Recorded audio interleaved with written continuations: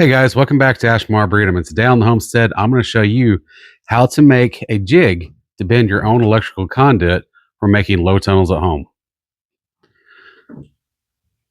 Okay, here we are. We have a couple of pieces to this jig. We have a base of OSB, that is half-inch OSB, or I'm sorry, 7/16. We got a 2x4 over here.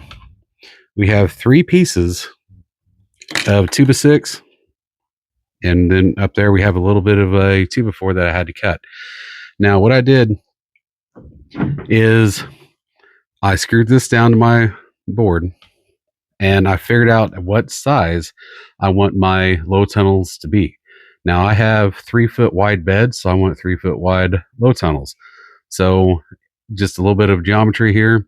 You're going to take half of the diameter of that circle then, which is going to be 18 inches. Now, if you want 4-foot wide tunnels, of course, you're going to have to make them 24 inches wide. So what I did is I took a piece of string and I found the center point, and I took my Sharpie and I tied it to the other end of the string, and I stretched out 18 inches and I made a simple arc on these boards. I took them to the bandsaw and cut them out and then screwed them back down in place. This little piece of scrap 2x4 here, all it does is holds the EMT in place and gives me a little bit of a fulcrum. So let me show you how easy it is to bend one of these hoops. Okay, folks. So what I'm going to do is I'm going to take one of those 30-inch marks and I'm going to place it right here in between this gap on the jig. And I'm going to walk around the other side. I just have this mounted down to a couple of sawhorses. This is nothing fancy.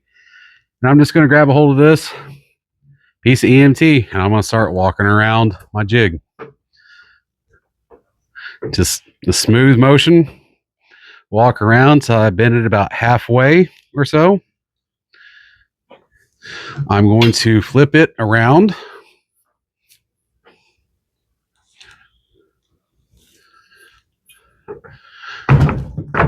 Whoop. I'm going to flip it around, place my other end into the jig. And folks, if it's not exact, it's not the end of the world. You just want to get close. And I'm going to complete my bend.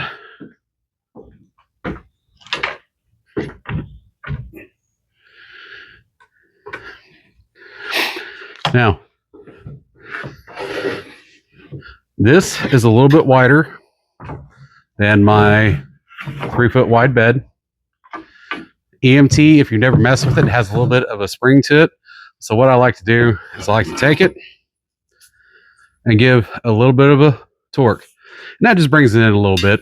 And folks, there you're left with a hoop that I'll be able to put my frost cover on. I'll be able to put my shade cloths on.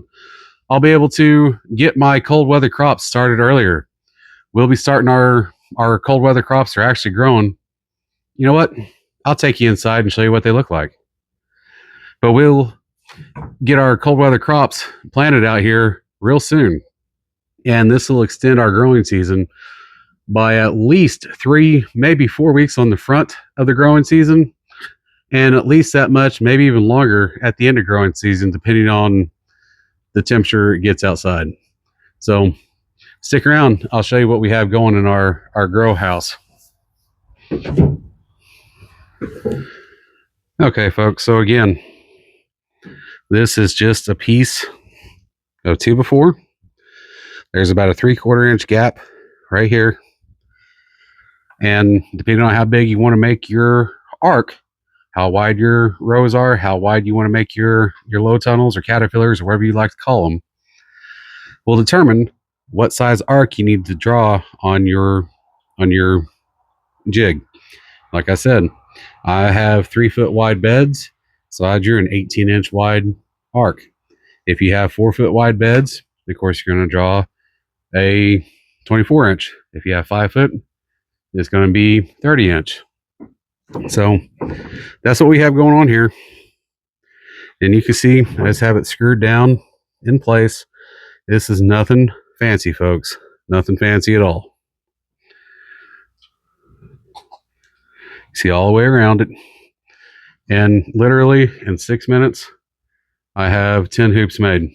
And most of that time was spent marking out the 30-inch legs on each side. So let me go ahead and take you inside, and I will show you what our grow house is doing. I will be right back. Okay, we're in the grow room. Let me get these lights turned off. You won't be able to see anything. Okay, we have our broccoli and our cabbages. We got some of our lettuce. Got a lot of onions. Let me see if I can get you guys down here. We have a lot of onions. And this isn't all of it. This is just what I'm pulling out for you guys to look at right now. And then our sweet potato starts. I did a video on how to start these last year, or I'm sorry, a couple years ago. And there's only 8 potatoes in there. And so far they've made me about 50 sweet potatoes. So guys, if you like this kind of content, you want to learn more about this, gardening, homesteading, how to do it yourself stuff, give our channel a like, share, and subscribe. Until next time, thanks for watching. And I think I'm actually going to come in here and up pot some of these. All right, guys, we'll see you next time.